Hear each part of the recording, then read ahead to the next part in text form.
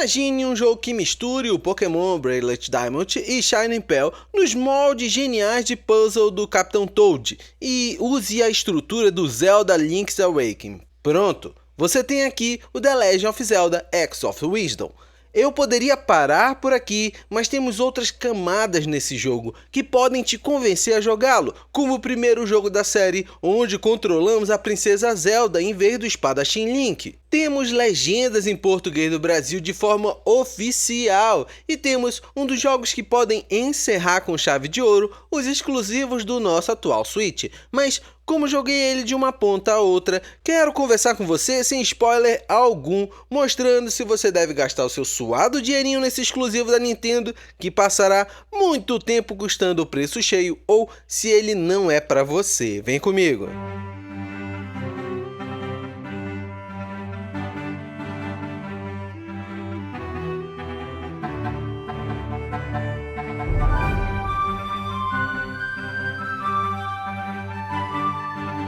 Vamos começar pelo visual. Temos aqui um jogo que reaproveita o Zelda's Link's Awakening com os seus acertos e erros, algo que vou falar mais pra frente, mas ele te traz cenários coloridos, personagens no visual chibi e ótimos efeitos visuais, te permitindo jogá-lo em duas perspectivas, numa câmera parcialmente por cima e uma lateral, criando uma ótima dinâmica visual e gerando novas possibilidades na tela, que seja na telinha portátil ou na sua TV. Temos aqui um dos jogos mais bonitos desse final de vida do Switch.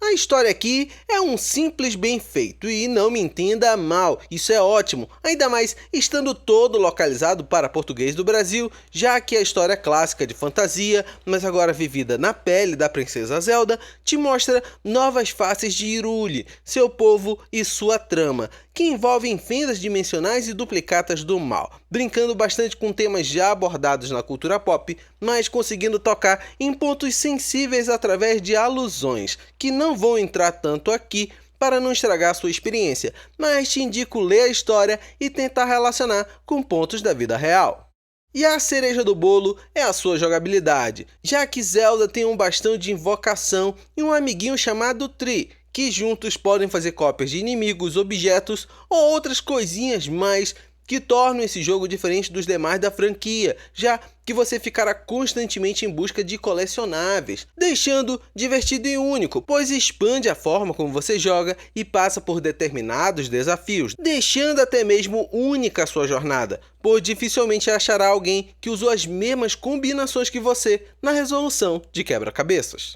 E falando neles, temos aqui cerca de 20 horas de campanha principal, onde todos os calabouços e desafios remetem aos clássicos da série. Diferente dos Zeldas em 3D, aqui temos estruturas de andares, chaves, idas e vindas e fases diferentes em todas elas, não deixando você cair na monotonia, já que cada calabouço é diferente na sua forma de resolvê-lo, não te permitindo olhar para um deles e dizer, já fiz isso aqui antes, pois os desenvolvedores trataram de ser originais a cada desafio.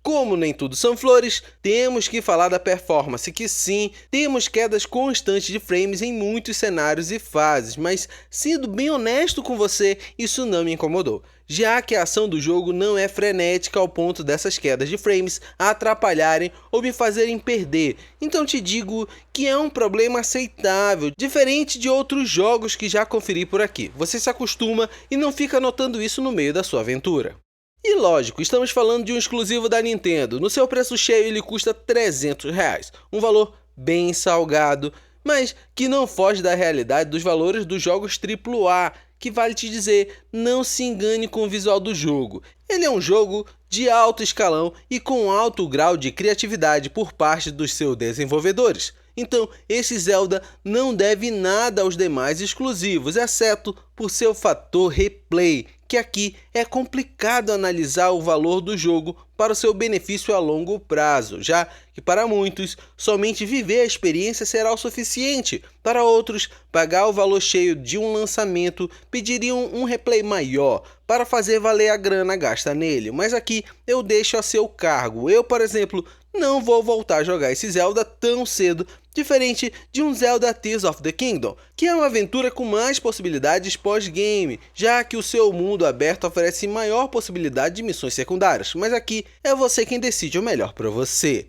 Agora me diz aí, gostou da análise? Ela te ajudou a entender o que você vai se aventurar se comprar o The Legend of Zelda Axe of Wisdom para o seu Nintendo Switch? Deixa aqui nos comentários a sua opinião. Do mais, valeu pelo tempo que passamos juntos por aqui, e para mais análises, dicas e jogos no Switch, confere o canal. Até mais!